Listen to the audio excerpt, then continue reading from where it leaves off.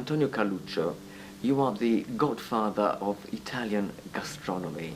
How did this passion begin?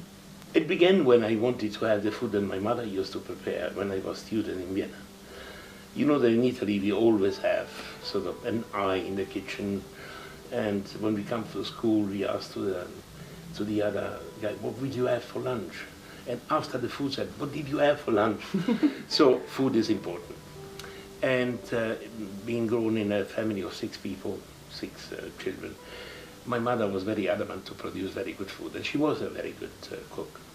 So I remembered everything without to have cooked sort of physically in the kitchen. I remember when I was in Vienna studying there, and I started to cook.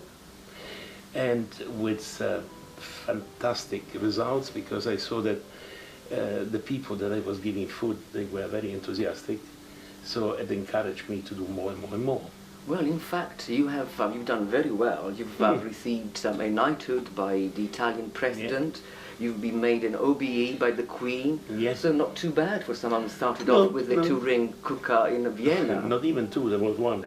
I feel very honored, but it doesn't go into my head, because I think that anybody that had the chance, that knows a little bit his matters and has a chance, could succeed.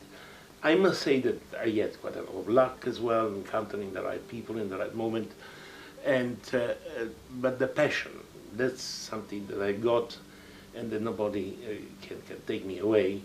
The passion for food and the interest for food, and interest in the history of food as well. So, but can we say that the person behind all this inspiration can be a family member, maybe? It could be a family member, but sometimes you see the young people that are around there, they are looking for a sort of direction. Mm-hmm. Many, they look at the direction because apparently, sort of being a chef, being especially a celebrity chef, which is the aim for them, which is not very good, because the aim would be to cook well first. Then eventually, if you are chosen, you become a celebrity chef. But it is connected with a lot of money, a lot of, I am afraid, it's connected also with a lot of work. Indeed. And very heavy work. You know, if you work in a kitchen as a chef, in fact, I never cooked in a kitchen myself.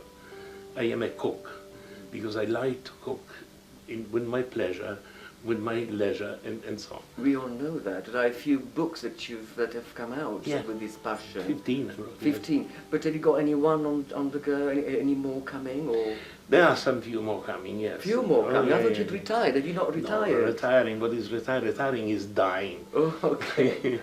If you are retired with the profession that I've got, you know, that goes on until my taste buds, they will. So can you tell us a little more about this new book, or books that you're working on? Well, I'm working on my biography, obviously. But this, I did it for discovering who I am, because my life is very faceted. You know, all what I did in my life, it's quite a lot. Especially in the last 20 years, I achieved things, and what it is that moved me to do that. And what's on the way, how many disasters I had, and how many pleasant things. And that everybody should do sort of a resume of life in that contest, to see exactly who you are. Antonio, I've got to ask you a bit of a personal question.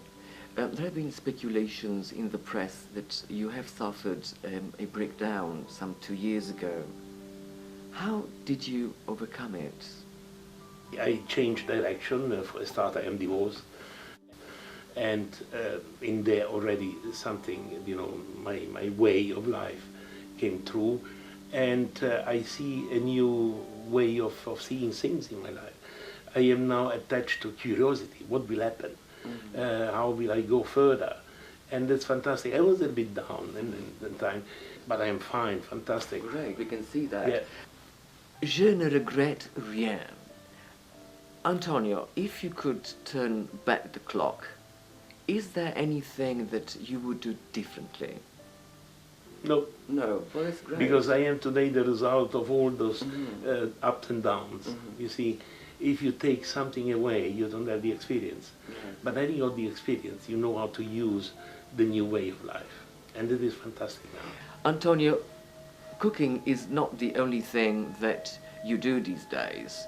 You're involved with a number of charities, and I believe that the Warrior Program is one such organization. Tell us more about this program. The Warrior Program, you see, it's something to help people that they come from the wars,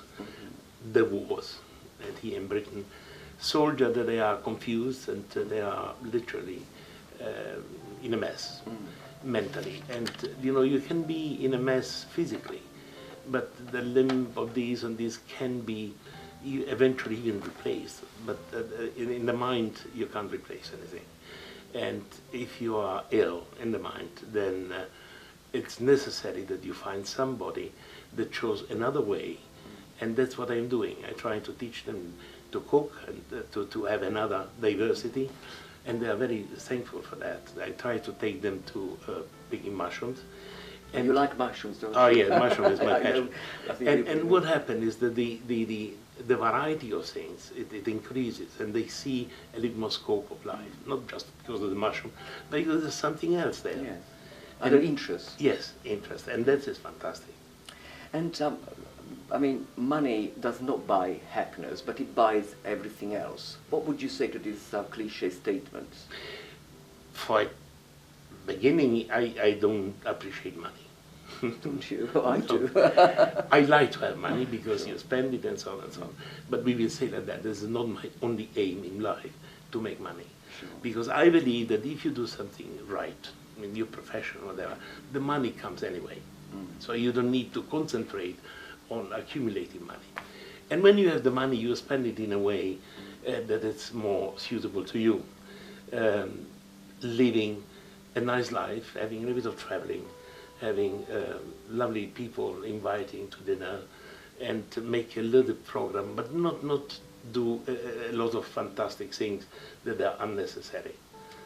What is hope for Antonio Carluccio? That I stopped smoking. That's good. That finally religions, they recognize that they're all of them, that they are all barking on the wrong tree. In the sense that in the process of showing to each other which is the supremacy of the religion, they battle each other instead to be more together. In fact, I am not religious at all myself, but I often think, you know, that religion and a little bit of politics, they are at the base of the biggest malheur of our lives. I tell you a little story of a Jewish man in Indiana, I remember. He was an old professor. Every day he was giving me a maxim for my life. And one day he said, if you have a shilling and I got a shilling, we have a shilling each. And if you want to do 2 shillings, I can't use anything. But if you have an idea and I got an idea, we can both use 2 ideas. Oh, that's great. And that was at the base of communication. If you open your mouth and you express yourself to other people, then you give your the knowledge of what you know.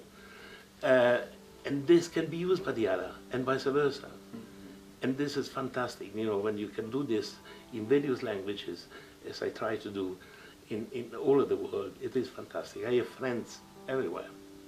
I would like you to tell us a story, because we know that you got lots to share with the world. I always tell to somebody, for example, would be for all those young men that they are desperate, they don't know what to do. The story of the fly that falls into a glass of a bowl of milk.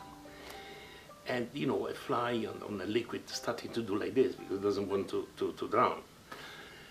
In doing like that, after a little while, the milk was butter and she was saved. So never give up. Always continue to believe in something that you can believe or want to believe.